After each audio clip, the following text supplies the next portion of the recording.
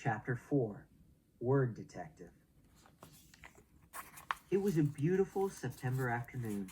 Bright sun, cool breeze, blue sky, but not for Nick. Nick had to do a little report for the next day, plus copy out all the definitions for 35 words.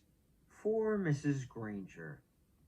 This was not the way school was supposed to work. Not for Nick. There was a rule at Nick's house, homework first. And that meant right after school. Nick had heard his older brother James groan and grumble about this rule for years, right up until he graduated from high school 2 years ago. And then James wrote home from college after his first semester and said, "My grades are looking great, because when I came here, I already knew how to put first things first." That letter was the proof Nick's mom and dad had been looking for. Homework first was the law from September to June. This had never bothered Nick before because he hardly ever had homework. Oh, sure, he looked over his spelling words on Thursday nights, and there had been a few short book reports in 4th grade, but other than that, nothing.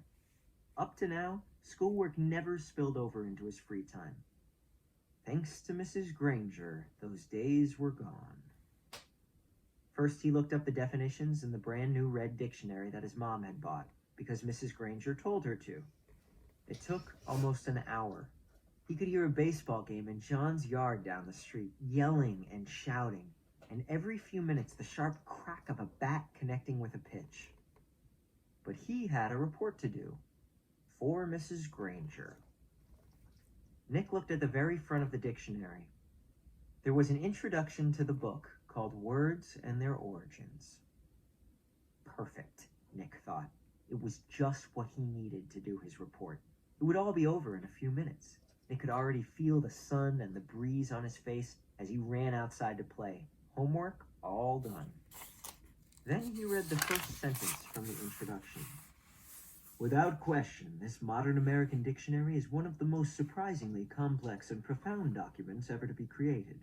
For it embodies unparalleled etymological detail, reflecting not only superb lexicographic scholarship, but also the dreams and speech and imaginative talents of millions of people over thousands of years, for every person who has ever spoken or written in English has had a hand in its making.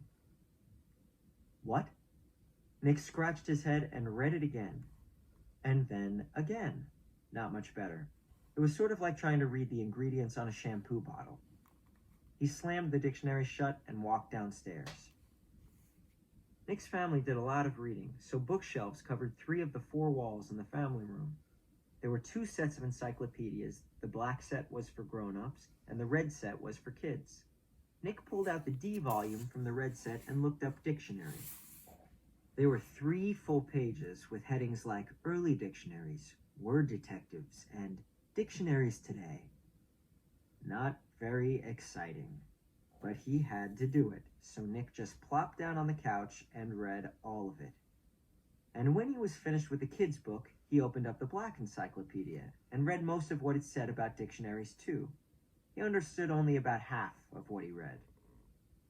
He leaned back on the couch and covered his eyes with his arm, trying to imagine himself giving a report on all this boring stuff. He'd be lucky to have 3 minutes worth. But because Nick was Nick, he suddenly had an idea, and it brought a grin to his face. Nick decided that giving this report could actually be fun. He could make it into something special. After all, Mrs. Granger had asked for it.